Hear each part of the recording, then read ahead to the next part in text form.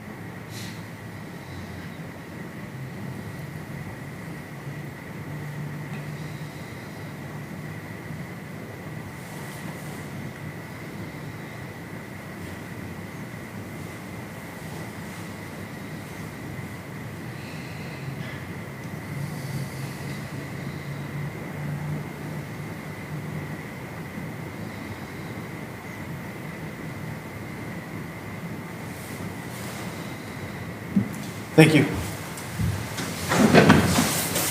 I pledge allegiance to the flag of the United States of America and to the republic for which it stands, one nation, under God, indivisible, with liberty and justice for all.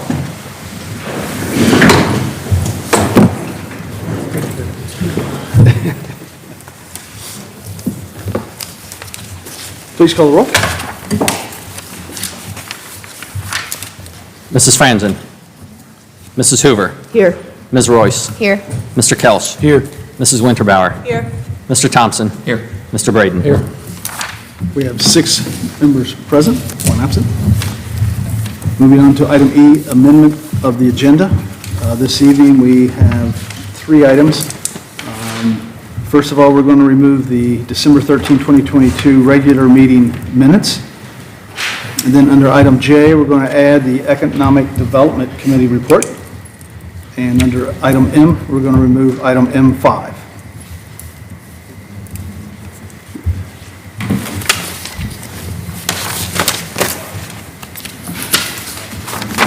Mr. Thompson. Would move that we amend the agenda as stated. Motion by Mr. Thompson to amend the agenda as stated. Mr. Braden. I'll second that. Second by Mr. Braden. Any discussion? Please call the roll. Mrs. Hoover. Yes. Ms. Royce. Yes. Mr. Kelsch. Yes. Mrs. Winterbauer. Yes. Mr. Thompson. Yes. Mr. Braden. Yes, sir. All members present, voting aye. Motion passes. Moving on to item I, requests to address council. We have 1 request this evening. Bishop Sonny James. Good evening, Merry Christmas, and Happy New Year to everyone. Again, I just want to stand before our residents of Norwood and extend a heartfelt thank you to all of those individuals that have been praying for my family during our house fire and helping us to restore life back to some sense of normalcy.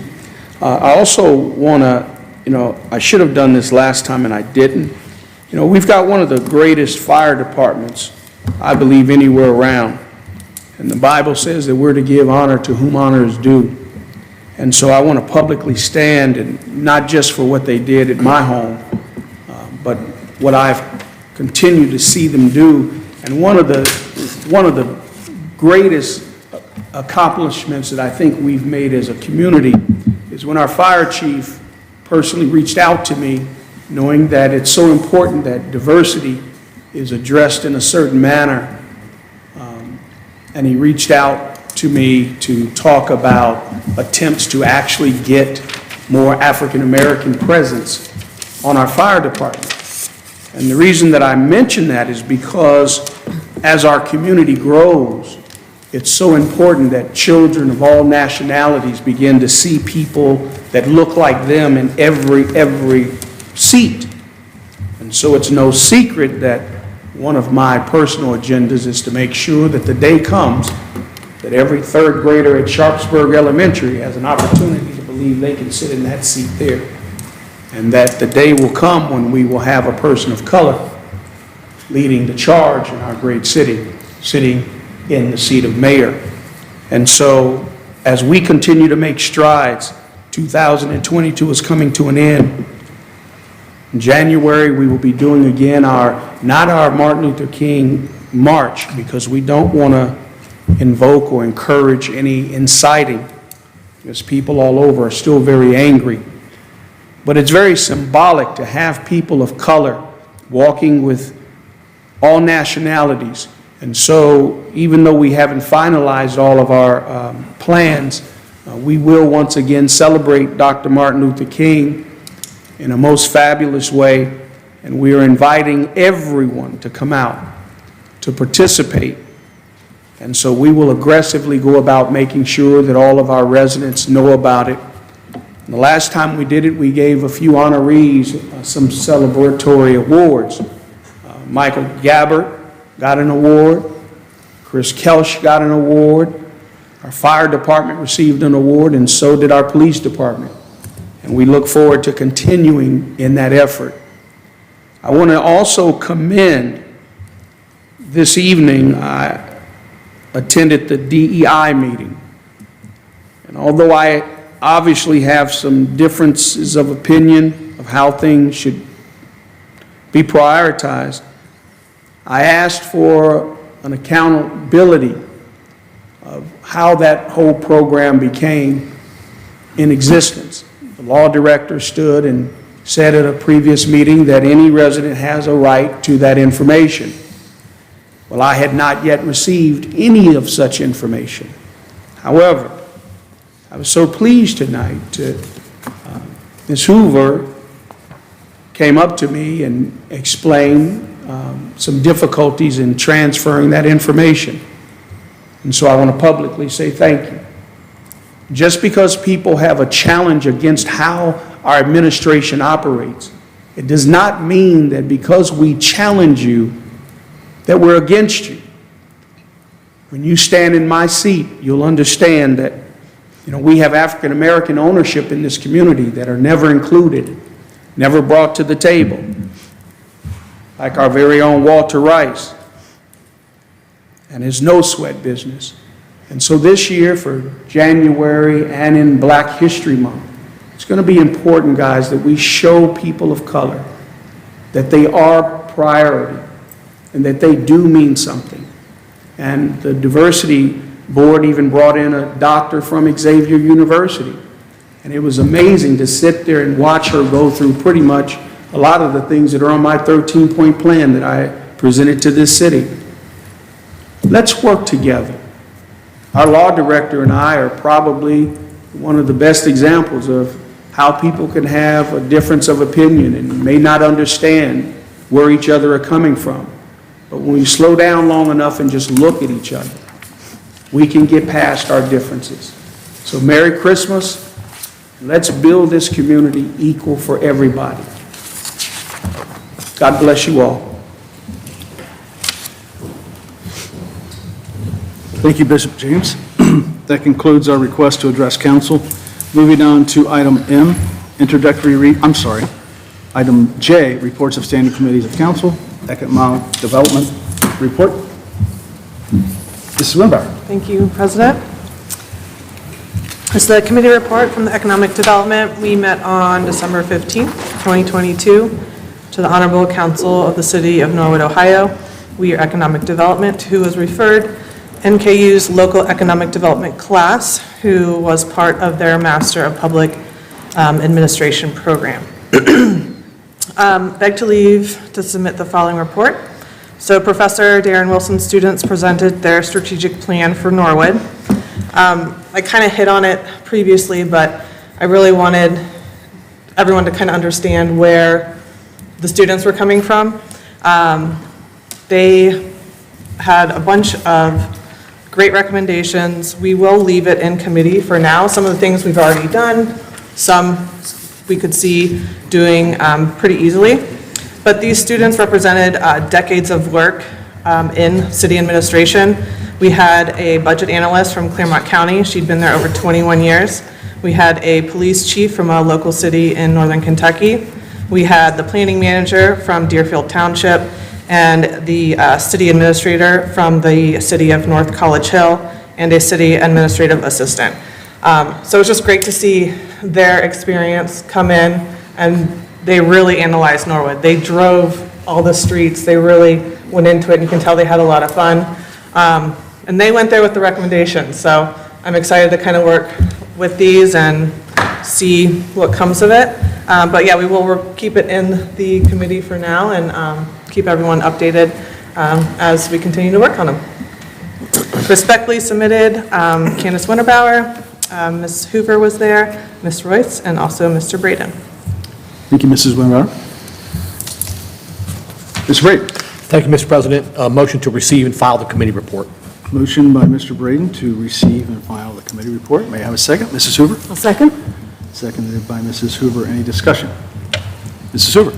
I would just like to say it was a really phenomenal presentation. The sort of thing that a city would pay thousands and thousands of dollars for. And I recommend anyone who didn't get a chance to see it online to watch it.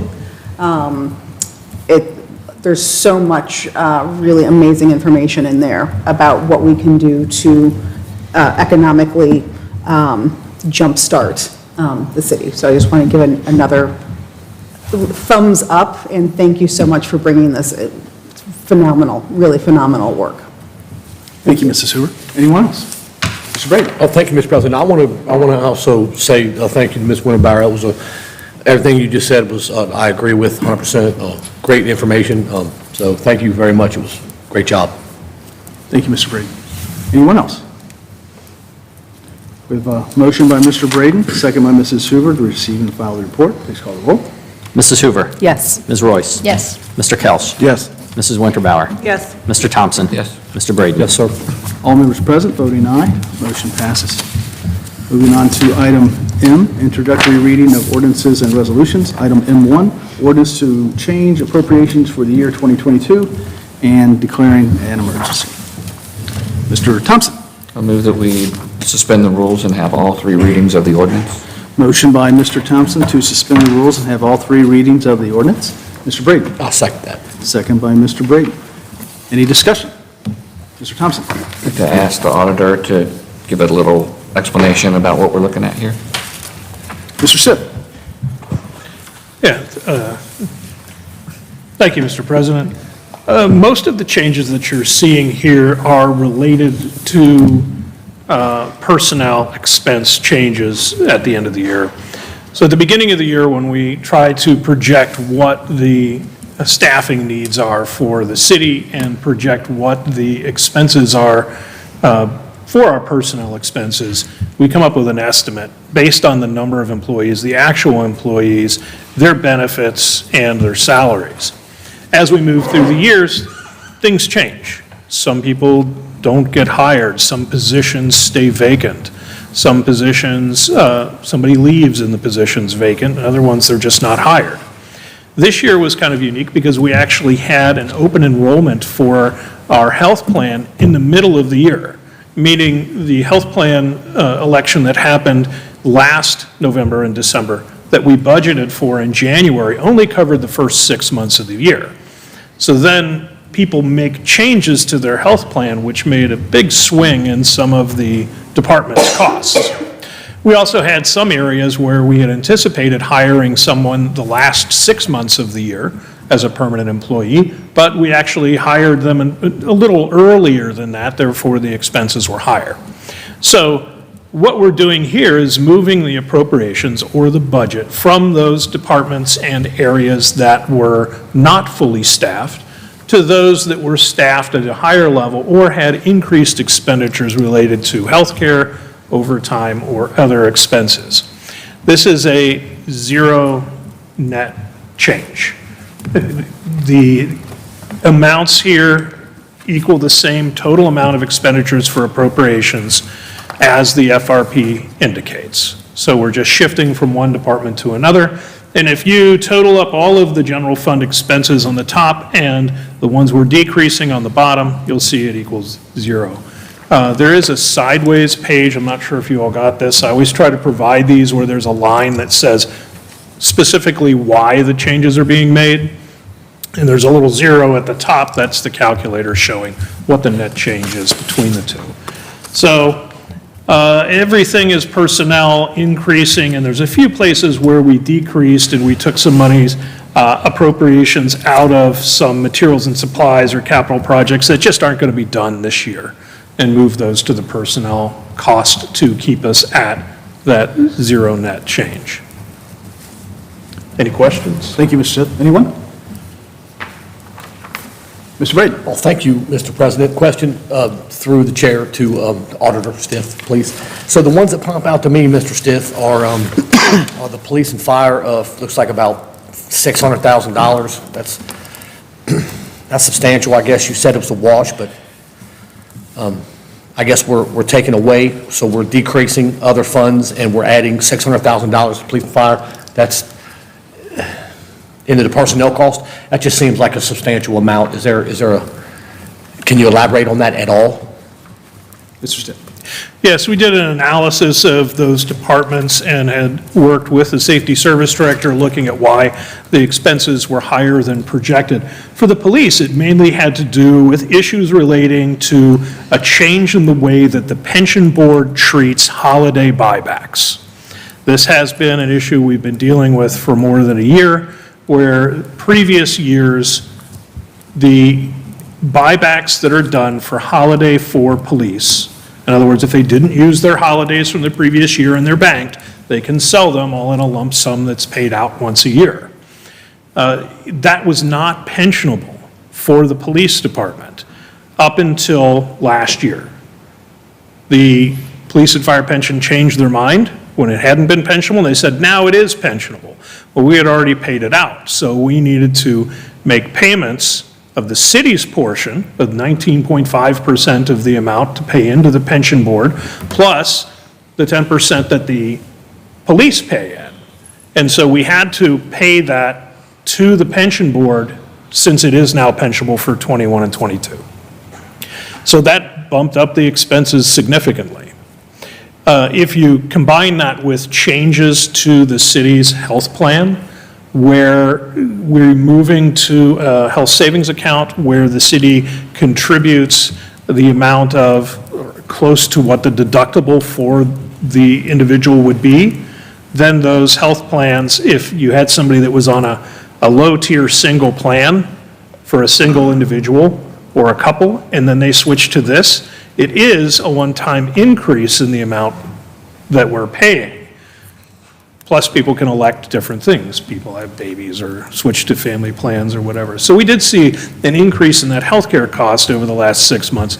The biggest thing is an increase from the police standpoint on the costs related to those buybacks, and then overall, an increase in the sale of available comp time, sick time, and holiday buybacks for both police and fire, where the people could choose to sell time out, they sold more time out. When we look at the overtime, it was about what was estimated. There weren't like huge amounts of overtime in either department that made it go up. They were pretty close to estimated amounts, but it was selling out more of vacation, sick, holiday time, things like that, and the additional pension related to those expenses that the city then has to pay. Mr. Thompson? Yeah, a follow-up question to Mr. Braden's question. Will we be able to use this information to influence the way we plan next year? Yes. When we always look at the amount of expenditures, well, first of all, the one-time payment that we had to do for the police, that is kind of off the books now. That's taken care of.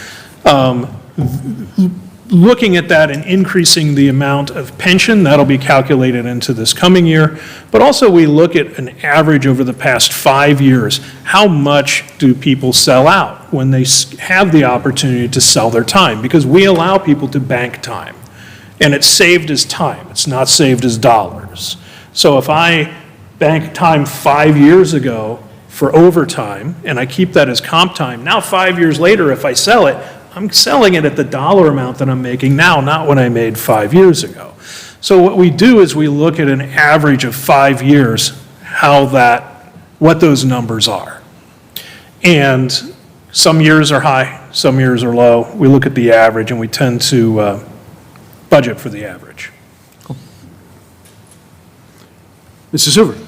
I have another follow-up question, which you may or may not be able to answer. Do we have a cap on the number of days an individual can sell? We have a cap on the amount that an individual can keep. Can carry? So what happens is, and this is stated in the contracts, your time banks have a ceiling for each type of time that you have. You can't save your time your entire career and then sell it all at the highest rate.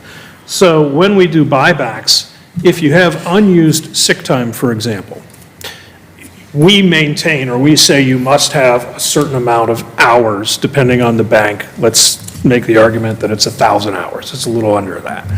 And if you accumulate sick time over that 1,000 hours that you have banked, and now you have, 1,400 hours, we have to sell that extra 400 back to you at that time.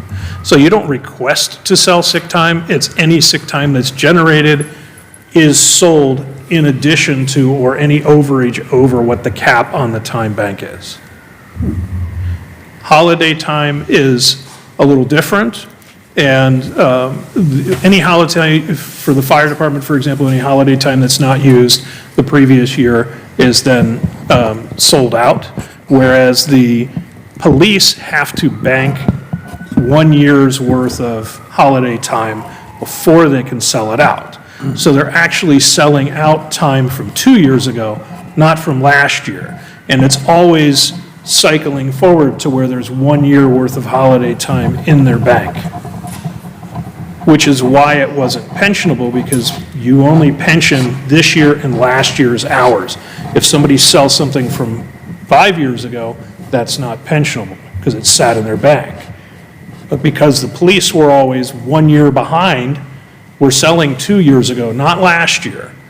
And so that's why it wasn't pensionable, but the pension board changed their mind in '21 and said, it is. Now, we've moved to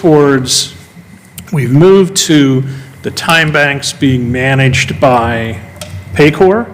We still manage it, but they're the ones that hold and record the time, which is nice because then the employees themselves have almost instant access through their phone and the Paycor app to look at that time in their banks and make sure that it's correct and that it's accumulating in the correct way. Thank you. Thank you, Mr. Stith. Anyone else? Any further questions or comments? Thank you again, Mr. Stith. We have a motion by Mr. Thompson, a second by Mr. Braden to suspend the rules and have all three readings. Please call the roll. Mrs. Hoover. Yes. Ms. Royce. Yes. Mr. Kelch. Yes. Mrs. Winterbauer. Yes. Mr. Thompson. Yes. Mr. Braden. Yes, sir. All members present voting aye, the motion passes. Ordinance to change appropriations for the year 2022 and declaring an emergency. Ordinance to change appropriations for the year 2022 and declaring an emergency. Ordinance to change appropriations for the year 2022 and declaring an emergency. Thank you, Mr. Gears. Mr. Thompson. Move we pass the ordinance. Motion by Mr. Thompson to pass the ordinance. Mr. Braden. Second. Second by Mr. Braden. Any further discussion? Please call the roll. Mrs. Hoover. Yes. Ms. Royce. Yes. Mr. Kelch. Yes. Mrs. Winterbauer. Yes. Mr. Thompson. Yes. Mr. Braden. Yes, sir. All members present voting aye, the ordinance passes. Moving on to item M2, ordinance making permanent appropriations for the expenditures of the City of Norwood, Ohio for the calendar year ending December 31st, 2023, and declaring an emergency. Mr. Thompson. Move we suspend the rules and have all three readings. Motion by Mr. Thompson to suspend the rules and have all three readings. Mr. Braden? Second. Second by Mr. Braden. Any discussion?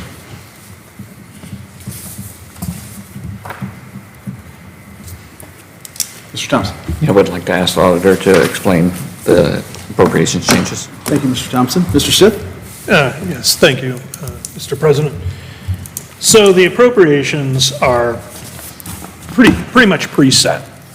The way that these are generated for the general fund, the street fund, and the state highway are that we take what is in the fiscal recovery plan, and for the general fund, we take what's in the FRP, we look at all open purchase orders, the encumbrances that are left at the time that it is generated, and we subtract the 2023 budget as prepared in the FRP. We subtract all open encumbrances or open purchase orders, and that is the amount that they have for the beginning of the year for their budget. When we make a new FRP, hopefully our last one, then the budget will change at that time in accordance with the budget requests that have already been given to council, or given to the mayor's office. But this is the FRP minus open POs. We closed processing purchase orders really around the end of November, and then we've had departments cleaning up their POs. If you're not going to buy something, if you're not getting an invoice this year, close it, so we don't have a large open encumbrance at the end of the year. Some things do stay open, like your gas and electric bills, water bills, things like that, that you don't get the bill until January. But other than that, we try to close those out because it does affect how much can be spent at the beginning of next year. So that's where the numbers from the general fund come from. The numbers from specific funds other than the general fund come from the tax budget, which was passed in June. So those appropriations are set based on that tax budget. Now, once we get past closing out the year 2022 in the first weeks of January, we will at that time issue a new certificate of estimated resources, calculating the amount that can be expended in each fund, and all funds that are not within the fiscal emergency, which is everything but Fund 1, 2, and 3, basically. All those other funds, we can change their appropriations at the end of January or the beginning of February to match what their actual certificate amount is at that time. So you'll probably see something raise or lower appropriations towards the end of January or beginning of February as we're looking at those funds that balances have either gone down or gone up since our initial projections in June of last year. And that's where all the numbers come from. There's a beautiful spreadsheet on it. I don't know if you guys got to see it, play with it. It is, it's got multiple tabs, it draws in the copy of the FRP and the tax budget and puts it all, and all the open POs as of the 15th of December, and puts it all together into what this is. Thank you, Mr. Stiff. Anyone else? Any other questions or comments? We have a motion by Mr. Thompson, a second by Mr. Braden to suspend the rules and have all three readings. Please call the roll. Mrs. Hoover. Yes. Ms. Royce. Yes. Mr. Kelch. Yes. Mrs. Winterbauer. Yes. Mr. Thompson. Yes. Mr. Braden. Yes, sir. All members present, voting aye. The motion passes. Ordinance making permanent appropriations for the expenditures of the City of Norwood, Ohio for the calendar year ending December 31, 2023, and declaring an emergency. Ordinance making permanent appropriations for the expenditures of the City of Norwood, Ohio for the calendar year ending December 31, 2023, and declaring an emergency. Ordinance making permanent appropriations for the expenditures of the City of Norwood, Ohio for the calendar year ending December 31, 2023, and declaring an emergency. Thank you, Mr. Gears. Mr. Thompson. Move we pass. Motion by Mr. Thompson to pass the ordinance. May I have a second? Mrs. Winterbauer. My second? Any further discussion? Please call the roll. Mrs. Hoover. Yes. Ms. Royce. Yes. Mr. Kelch. Yes. Mrs. Winterbauer. Yes. Mr. Thompson. Yes. Mr. Braden. Yes, sir. All members present, voting aye. The ordinance passes. Moving on to item M3, Norwood Surplus Firearms Elimination Ordinance establishing that the City of Norwood, Ohio will not participate in any sale or auction of firearms. Mrs. Winterbauer. Motion to have the first reading? Motion by Mrs. Winterbauer to have the first reading. Mr. Kelch. Second. Second by Mr. Kelch. Any discussion? Mrs. Hoover. Thank you, sir. I'm just curious about the evolution of this. My recollection, yeah, I guess that's my question. Would that be for Mr. Powers or Mr. Mayor? Mr. Mayor? Mr. Mayor. Actually, this Thank you, sir. is my request of this ordinance, and I request that you do one reading in entirety tonight, and that it takes 3 meetings for this to be passed. This is a important, what I consider to be important, an important ordinance at this time, with all the challenges that are going on, clearly the city of Norwood should not be participating in a gun auction. We shouldn't be facilitating the sales of guns in any way, shape, or form. Not for all the common sense reasons, but also for the uncommon sense reasons that, well, what if one of those weapons that were sold were used against one of our police officers or against, God forbid, a community member or something? So that's really the whole idea behind this. It just seems counterproductive, and I think as this ordinance is read, it makes clear what the intent is. And there's not much gun regulation, in my opinion, in this country. I'm not dead set against, I was a card-carrying member of the NRA for years, but I am dead set against people who have arsenals in their home, who have assault weapons, who have so many guns in one room that they call it their gun room. There's something wrong when you've got to have a gun room in a community like ours with such an incredible police department, with law and order prevailing. And so I look at this and I wonder, and I hope people will take a look at this throughout, not just the city of Norwood, but also throughout Hamilton County and the state and the country, to think about, how many guns do you really need, and why do you need so many, and how do you secure that, and how do you make sure that we're safe from gun violence? And this is just a small step, in my opinion, a necessary step that should be taken by every community to eliminate the amount of guns that are out in our world. So, Thank you, Mr. Mayor. Thank you. Any other questions or comments? Mr. Braden? Thank you, Mr. President. Yeah, I mean, I respect your opinion, Mr. Mayor, and I may differ a little bit. I guess I'm curious, what's going to happen to them? What happens to the guns that are not serviceable any longer? What happens to them? Do we know? We just pitch them? It states in here that firearms that we confiscate, that the police department confiscates, whether in the commission of a crime or that they're decommissioned, that they're destroyed. They're actually put in and melted down so they cannot be used again. Whether that's a handgun or a fire gun or a firearm of any type that the city has, they should be destroyed.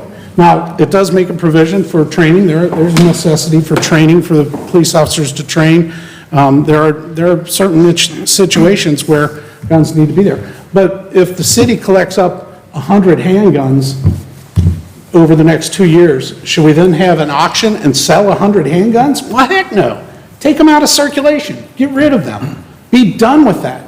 Because, as it states, the United States, are the biggest manufacturing country of handguns. There's plenty of people out there making handguns. For us to sell and put more out there is just counterproductive. It's not what we should be doing. It's not what communities should be doing. We're not so poor that we can't, not take these guns off the street. So they would be made unserviceable, not just taken apart so they can be sold. Here, I'll give you a firing pin from this gun, they should be destroyed. And I know, I worked for a community before. I watched a lieutenant. He basically said, I need your sledgehammer. He pounded guns. He pounded the guns down to where there was no way there was a bullet going through that thing. And they were destroyed and gone, eliminated, out of production. Could never hurt anybody, could never be sold to anybody, could never be collected by anybody. There's no need for it. Does that answer your question, Mr. It does. Can I follow up, Mr. Britton? Mr. President? So, I appreciate that. I appreciate that. And you obviously are passionate about that. I am of the concept that the guns aren't the problem, it's the people. So that's just my opinion, and we differ from that. However, I'm not going to stand in your way. You feel passionate about this, I believe I'll vote for it. But I do have a different opinion. Thank you, Mr. Braden. Mr. Kelch, I saw your hand up. Thank you, Mr. President. If I could, through the chair to the mayor. So I'm kind of where Mr. Braden is on this. I definitely see we don't want criminals running around with guns committing crimes in Norwood. We just don't want it, and I don't want it either. Though I do support, Second Amendment rights for law-abiding citizens that are trained and legally allowed to carry the weapons. Very against criminals doing that, so I like that, we are consciously focusing on trying to get these weapons away from criminals and bad guys. But my question is where the thought process is on the auction process of it.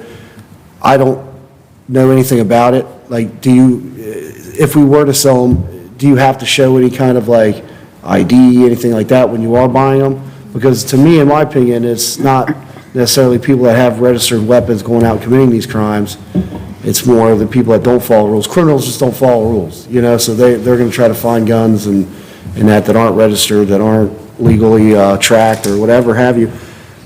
So I'm just trying to figure out the thought process behind destroying them versus selling them to law-abiding citizens that do want to do it the proper way. What's the process? What is the current process for that? So that way, if we did sell them, we could make sure we know who has them, in a sense that they're not going to end up back on the street is what I'm asking. Mr. Mayor? Sure. Great questions and good comments about it takes a person to pull the trigger. You're absolutely right. We all know there are people out there that have issues at times that have guns that probably shouldn't have a gun anywhere near them. I think of a person whose parent had a gun and there was a domestic violence situation and the kids ended up hiding the gun in a microwave so their father couldn't get it to it. He was having a mental health issue at that time. But if they wouldn't have hidden that gun, there would have been a major problem. Could have been a major problem, maybe not. Maybe not, but that is a situation that occurs. I know of a situation where a guy had a gun and he put it on top of the refrigerator. But then he left, but then the kids found it and one of the kids got shot. That guy didn't pull the trigger, it was somebody else who pulled the trigger. He should have had that gun secured, absolutely. So there's 100 different instances where you can say that this gun did not shoot a person. It was a person who pulled the trigger. But there are times where it just seems like there's too many guns out there. You can buy a gun anywhere. And you're right, communities use auction websites, and auction websites have to vet the person they're selling it to, and they have to go through the waiting periods and all those different things to get it. But that doesn't mean that gun couldn't go into the hands of the wrong person at some point in the future. My brother had a gun stolen from his house. I don't know where that gun is. He doesn't know where that gun is. It was a robber. It was a thief who stole the gun. Well, could it be used in the commission of a crime? Yes. If the municipality would have sold that gun and he bought it from an auction website, now it gets stolen from his house, and then somebody does something tragic, I don't think the city should ever be in a position like that. There are so many people that sell guns. There are so many organizations. We make so many weapons. You can go to 35 different places, probably within 10 miles, 15 miles of here, and buy a gun. Why does the city of Norwood need to be in that trade? We shouldn't. Municipalities should not be in that business. And that's all I'm saying. It's not that I'm against, I don't disagree that it takes a person to pull a trigger to commit the crime. There are so many accidents with extra guns. People having 3 and 4 guns. I got a gun in the drawer. Like, what do you have a gun in the drawer for? Your grandkids come over. Those type of things. That's where I'd say, like, it shouldn't happen. Some of those things shouldn't happen. And if we can do just a small part of taking some of those guns off of the street and putting them out of production, then I think we're doing what's right for our community and for our city and our nation. Thank you, Mr. Mayor. Mr. Thompson? Yeah, I just wanted to thank the mayor for bringing this. I agree with it wholeheartedly. And I hear you trying to rationalize why we shouldn't do this. But in all honesty, it's as simple as a city shouldn't be in the business of selling firearms.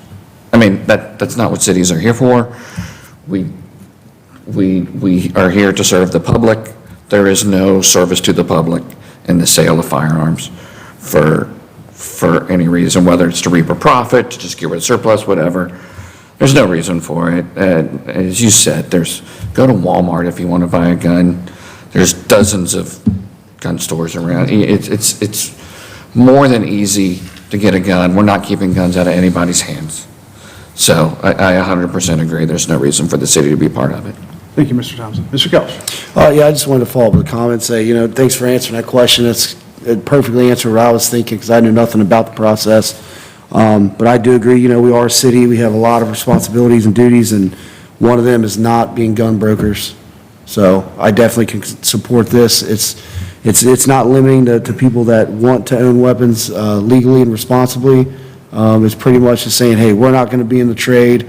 We got other opportunities to do good things for the city and responsibilities, and I definitely can support this. Thank you, Mr. Kelch. Anyone else? I appreciate that. Anyone else? Mrs. Winterbauer, Mr. Kellis, would you care to amend your motion? Did we have the first reading in its entirety? Yes, I would amend my second if she would amend her. Can you amend yours?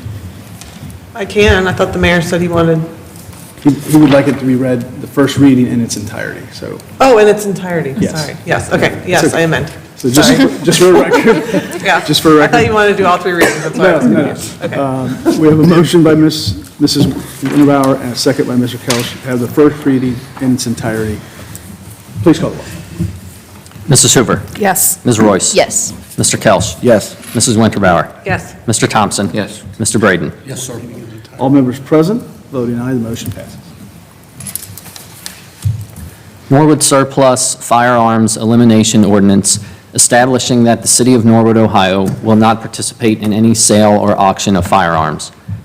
Whereas the United States is plagued by gun violence, and federal, state, and local law enforcement are challenged constantly to protect the citizens of the country from gun violence, and whereas in recognition that the manufacturers of firearms operate 24 hours per day, 7 days a week, 365 days a year, producing firearms to be sold, and whereas over 18.8 million firearms were produced in 2021, and the United States is the leading producer of firearms in the world, and whereas facilitating more firearms in general circulation is counterproductive to law enforcement efforts to eliminate the random and tragic gun violence with which the United States of America and the world are plagued.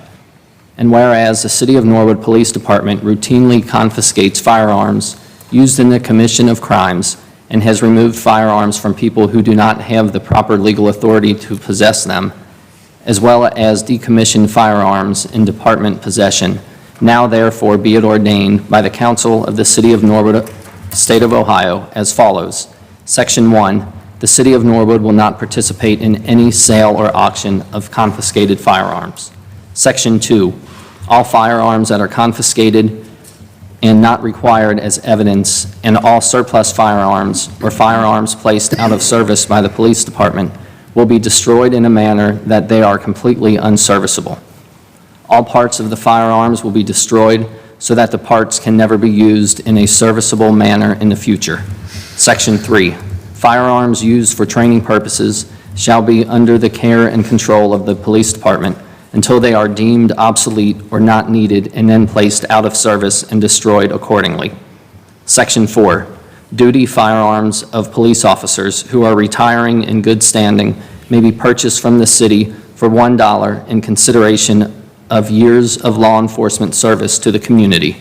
Section 5, firearms in the possession of the police department that are antique in nature, having a higher value due to considerable age or collectability, shall not be destroyed and may be placed on loan to a recognized museum with the requirement that the firearm will be returned to the City of Norwood if the museum closes.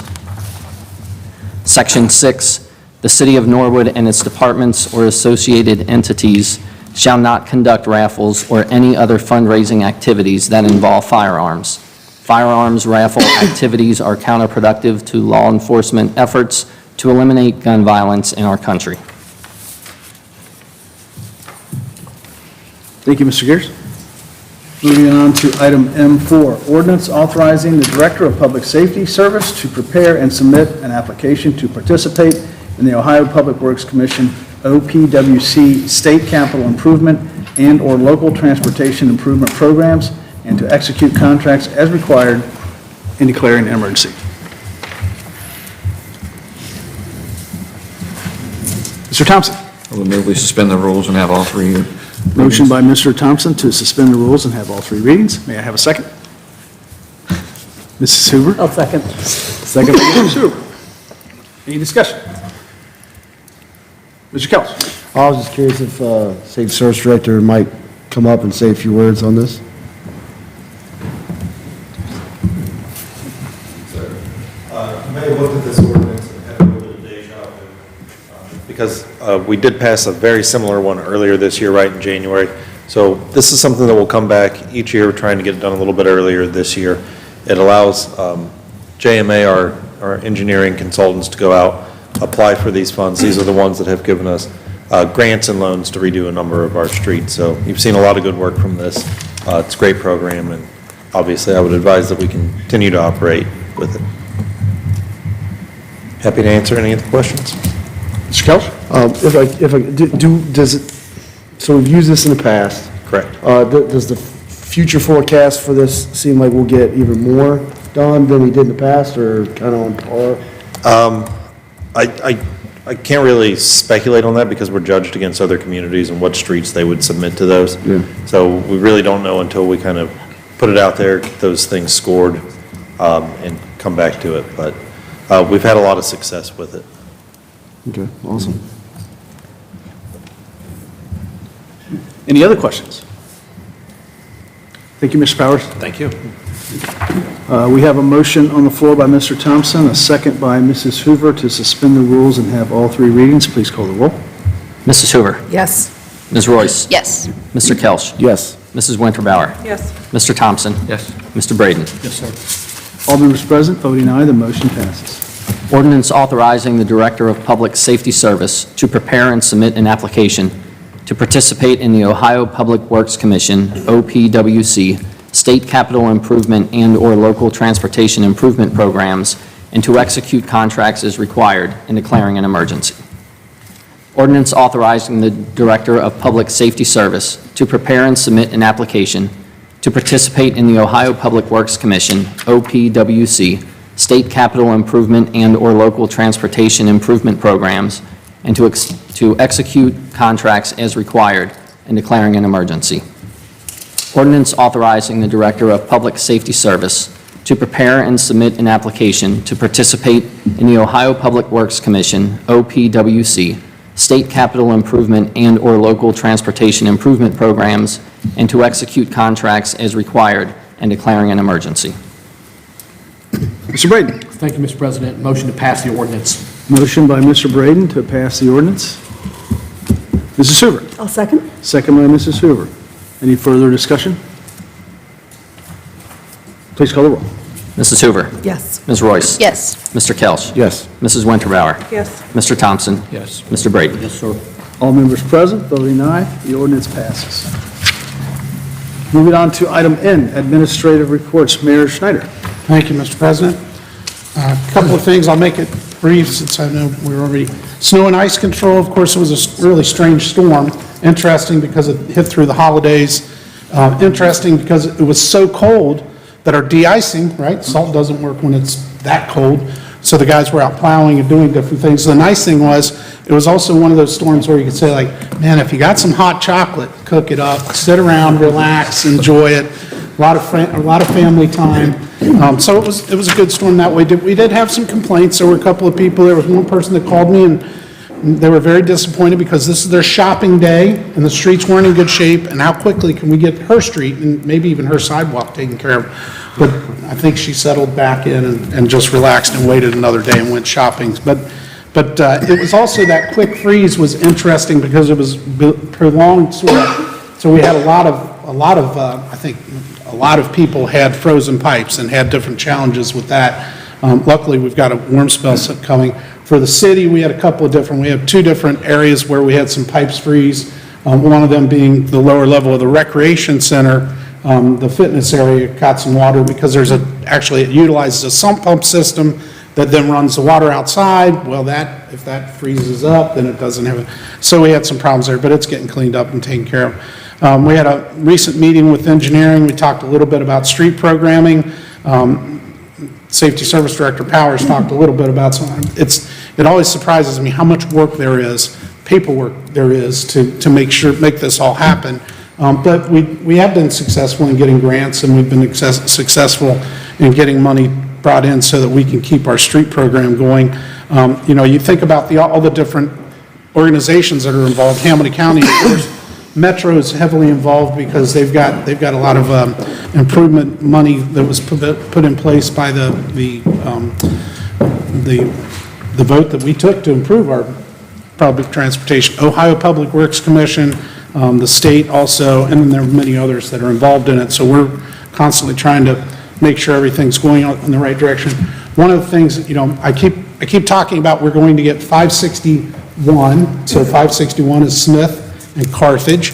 We're going to get that paved, and then the next thing is getting 562, and when they're doing the Norwood lateral, we're hoping to start this year on some pedestrian improvements across Montgomery Road that'll set up for the repaving of Montgomery Road, and then I heard a whisper that some of this stuff might be pushed back because they got some good ideas about maybe where they're going with the Brent Spence Bridge, and I don't think that's going to have anything to do. We're going to keep pushing for the timeline that we've got in place, and we feel comfortable that that we sort of got things set in stone, but it wouldn't surprise me if some things got shuffled around if that big project gets pushed along in some way, shape, or form. And then the Elm Avenue project, we talked a little bit about that. Still waiting for some good information back from MSD. They've still been sort of sitting on their hands, but we're hoping at the beginning of the year that we'll hear some good information there. But engineering continues to move forward with it, so we looked at some preliminary plans that they have. Demolition of the hotel site, everybody's seen that. I'm glad to say it's coming down. We had hoped it would be rubble by this time, but it's built pretty well. They didn't mess around when they built that thing, you know, it was built. Factory 52 is on the fast track, and what I hear from people who live over in that area, there are just a ton of trucks going in and out and in and out. There's a lot of moving, a lot of pieces being moved around at Factory 52, and it's occupied. There's some people living in there at this point, so that's good to hear. As the auditor mentioned, he's already started on the FRP, so that's something that's coming down the pike. Council chamber is in progress. You know, I think everybody's heard now that we've got a film crew coming in to film in there on one of the new movies. I think that happens the 6th, and then, right, the 6th, no? And then after that, so if you want to be in the movies, you got to come here on the 6th. I don't know how that works. I'm sure they've got some people figuring all that out, but that'll be interesting. It'll be interesting to have our city hall building sort of featured in that stuff. And they did provide some remuneration. They provided some money for doing that, so we'll take it. We'll use it right on that project, and we can use it for a city luncheon. So that's about it for the administrative report at this point. Any questions or comments for Mayor Schneider? Thank you. Thank you, Mr. Mayor. Good evening, Mr. Stiff. Thank you, Mr. President. We're getting ready to close the year out, as you know. We're getting close to the end, and started to look at some of the numbers, kind of where we sit now as to where the FRP made earlier this year said we would be sitting. And in our initial forecast, our 2022 unencumbered fund balance for carryover in the next year was $7,258,000. As of today, and there's still some revenue that's to be accounted for coming in, our unencumbered balance is $7,369,000. So I think you're going to see that go up another 100,000 or so. So we're right on track, if not a little bit better.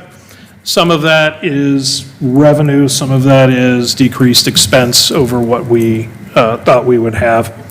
That's just the general fund. When we look at what our year-to-date revenue, and there's still some outstanding receipts there, year-to-date revenue for the general fund, $24,675,000. Net expenses, year-to-date, $24,851,000. And we did start the year with a beginning balance of $8.2 million. We are right now looking at encumbrances for the general fund of $722,000. We like to get that number down to about $250 by the end of the year, but there are a number of large projects that are currently underway. So we'll be booked in $22, not $23, and since they've started, those purchase orders are remaining open, but will be closed out pretty quickly. As far as the entire city, our net revenue year-to-date, $47,876,000. Our net expense, $46,761,000. With outstanding encumbrances of $3.5 million, understand that a huge part of that is our water bill and sewer bill to the Metropolitan Sewer District and Cincinnati Waterworks. Those are a couple $1 million. And those have to be open until we get our final bills, as well as then a cash carryover of $15.8 million for all funds. So we're doing okay. We still have to be mindful that we are on a 5-year forecast track. So things that we spend now do have a trickle-down effect to the end. That's what the FRP does, the Fiscal Recovery Plan. It shows how are we planning on spending this carryover money plus our projected revenues over the next 5 years, including personnel-related expenses for contracts that we've already negotiated and that we're locked into, inflationary adjustments, expected increases in health insurance, and a myriad of other things. And part of that is also our big capital plan, which we'll be working on. Within the fiscal recovery plan, we've kind of constructed the framework of it now. We're putting in, we're pretty close to finishing the 5-year forecast for personnel-related expenses, which is the largest expense that the city has. And we're just waiting for the closeout so that we can put in the actual numbers from '22, put in the actual open encumbrances from '22 that affect the FRP moving forward, and getting the final revenue projections for the next 5 years, which I've been talking to the treasurer about. So these things are rolling forward.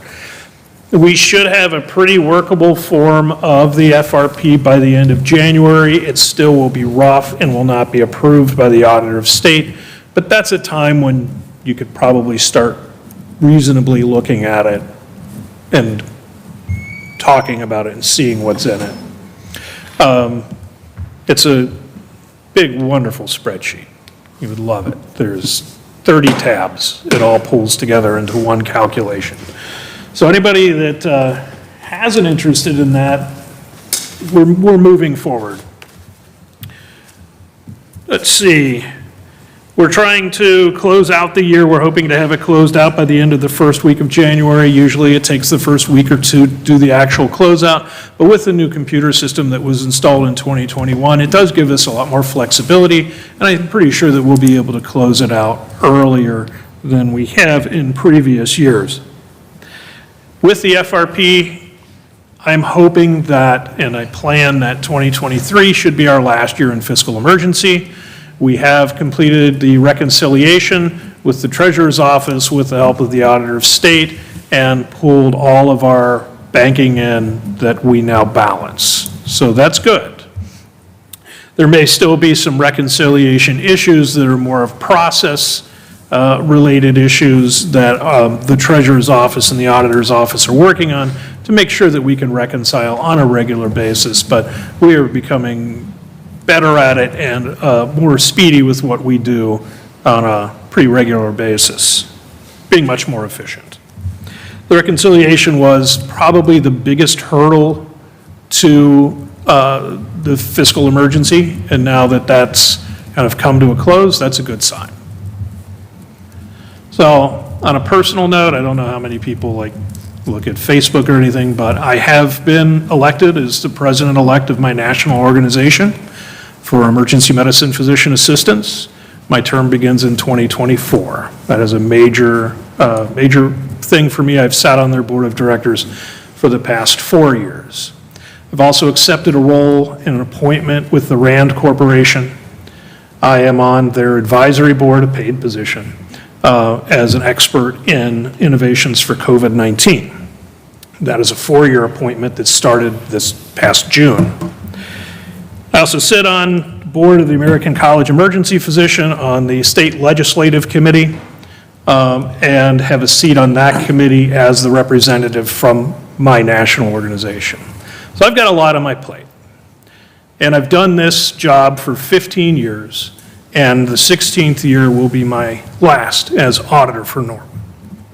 I will not be filing to run for re-election because I'm focusing on my profession and the ways that I can help move my profession forward, as well as being in my company and moving up to certain management responsibilities and educational responsibilities that I have, I need to shift focus there. I'm going to be available in 2024 and 2025 to help the new auditor, because one thing that I do have is a significant amount of institutional knowledge, just some of the questions that I can just pull out of my head because I had to learn how to do all of this 15 years ago. So I will be around, I will be available, and I'm hoping that my replacement will be Mr. Miracle as our next auditor. I just put him on the spot, though. But anyway, any questions either about kind of what's going on with the city at this point or anything else I can help with?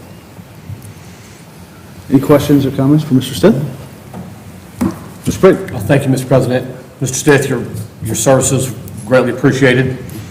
Sorry to hear that you won't be filing for re-election, and the city is very lucky to have you in that position for so long, and much appreciated. Thank you. Thank you. Anyone else? Mr. Kelch? Yeah, if I could, I'd just like to say, thank you for your service. 15 years, going to be 16 is a long time, to do anything, and especially with the city, so you'll definitely be missed. Your expertise, I'm sure, will definitely be missed. But best of luck in your future endeavors, and thank you for your service. Thank you. Thank you, Mr. Kelch. Anyone else? Mr. Zuber? I'd like to echo those sentiments. I'm not a huge fan of, I can't even think of what they're called. Excel sheets. Excel sheets. So I don't always enjoy getting your emails, but I appreciate the amount of effort. The fact that you did this and have guided the city through the fiscal emergency was no small feat. And I can only imagine how stressful it's been for you. And I really appreciate everything that you've done. My brother works for the RAND, and so that's pretty lovely. So I know you're going on to really exciting things. So I wish you the best of luck. Thank you. Thank you, Mrs. Hoover. Anyone else? Thank you, Mr. Stith. Moving on to item O, unfinished business. Do we have any unfinished business this evening? Mrs. Hoover? I love how you look at me. I'll try to be quick. A couple items. Let me see. First, we had a shift in our DEI board. Our representative from the Board of Health, her contract ended more quickly than we had anticipated.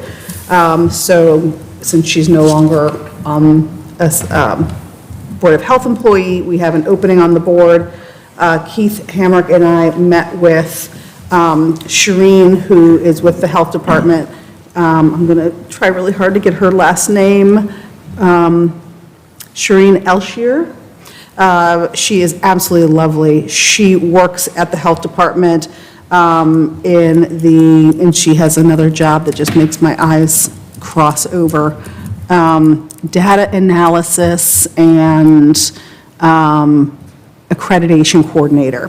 But she is originally from Egypt. She was a physician there, came to the U.S. about 6 years ago, and has a PhD in public health. She's absolutely lovely. She's lived on 3 different continents. She has a wealth of experience. She was here for the meeting and just sat, but she's ready to jump right in. So I would like to make a motion that we vote Shireen Elshier in to replace, to fill the vacant spot. I have a motion. A second. Motion by Mrs. Hoover, second by Mr. Thompson. Any discussion? Please call the roll. Mrs. Hoover? Yes. Ms. Royce? Yes. Mr. Kelch? Yes. Mrs. Winterbauer? Yes. Mr. Thompson? Yes. Mr. Braden? Yes, sir. All members present, voting aye, the motion passes. Wonderful, thank you guys very much. Quick update with some of the things we're working on with that. Upcoming will be the MLK Day of Service. Unfortunately, we're going to have to do a virtual blood drive this year. MLK Day is a huge blood drive day, and pre-pandemic, they would all be at the, meaning Hawksworth staff would all be at the Freedom Center. And because of COVID, they didn't do it last year, they're not doing it this year, and they're not able to do a in-person blood drive for us. So we're looking at a virtual option where we would just be asking people to go, and I'll give more information as that gets closer, but just want to give an update on that. Any local nonprofits or companies that are interested in volunteering, please reach out to me. We're working on that right now. I hope to have that ready to go by next week, because MLK Day is coming up fast and furious on the 16th. Lastly, when we had our committee of the whole meeting, we talked about childcare for council meetings. I put out a request. A name that you will recognize, Mayor. I got a call from Sarah Doherty. She is a community member, lifelong Norwoodian. She actually said that the mayor wrote her letter of reference for college. So I thought that was just kind of a fun little tidbit, but she volunteered doing childcare for the PTA. So we have at least one person. She gave me some other suggestions, the PTA being one, and then the other, apparently National Honor Society students have to do volunteer hours, so I'm going to reach out to the school. Sarah, she does have a degree in childhood development or early childhood education, and she also is trained to work with children with special challenges, so I thought that would be a really phenomenal person.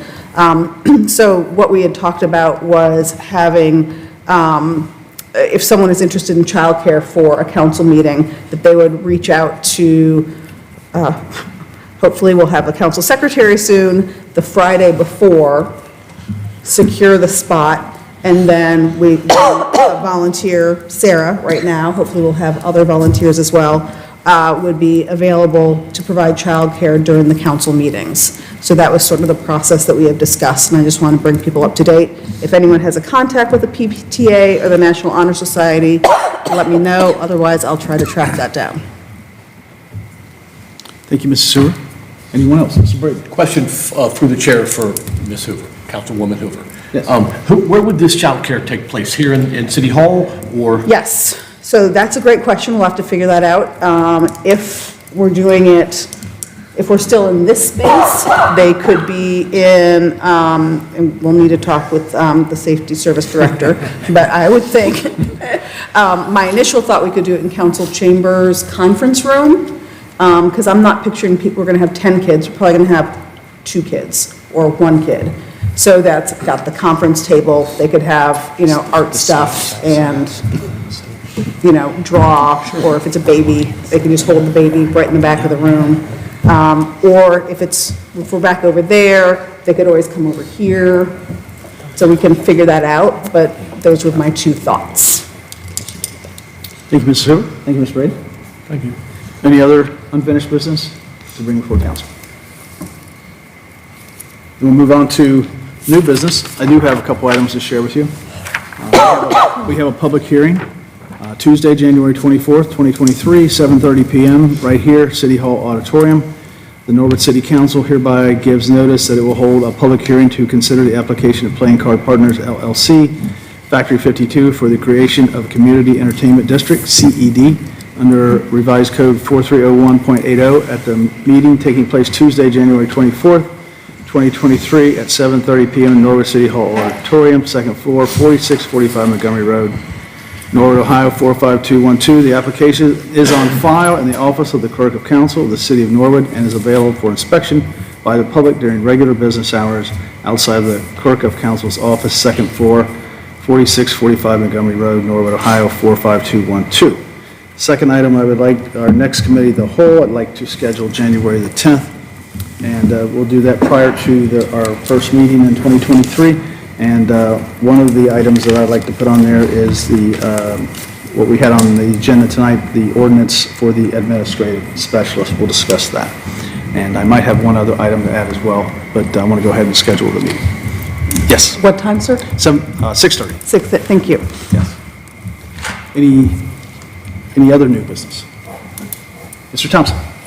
Yeah, I actually reached out to the mayor about this prior to the weather that had But I would like to put in housing, health, public safety, the matter of heating and cooling centers here in Norwood. Typically, the county does provide some heating and cooling centers, and as the mayor had spoken to me about, lots of times when things like this have happened in Norwood, it's really the community that's stepped up and helped out, whether churches or individuals. But I think as a matter of public safety and with extreme weather happening more and more frequently, it might not be a bad idea to discuss this topic and see if any of the properties, specifically the rec center and the community center, might be able to be used as heating and cooling centers when the need arises in the future. Thank you, Mr. Thompson. Anyone else? Any other new business this evening? Then we'll move on to communications. Q1, Duke Energy, regarding in the matter of the annual application of Duke Energy Ohio Incorporated for adjustment to rider AMRP rates, case number 22-962-GA-RDR. Mr. Thompson. Move we receive the letter as read. Motion by Mr. Thompson to receive the letter as if read. Mr. Kelch. Second. Second by Mr. Kelch. Any discussion? Please call the roll. Mrs. Hoover. Yes. Ms. Royce. Yes. Mr. Kelch. Yes. Mrs. Winterbauer. Yes. Mr. Thompson. Yes. Mr. Braden. All members present, voting aye. The motion passes. Moving on to item R, excuse absent members. Mr. Braden. Thank you. Motion to excuse our absent member. Motion by Mr. Braden, second by Ms. Royce. Yes. Please call the roll. Mrs. Hoover. Yes. Ms. Royce. Yes. Mr. Kelch. Yes. Mrs. Winterbauer. Yes. Mr. Thompson. Yes. Mr. Braden. Yes.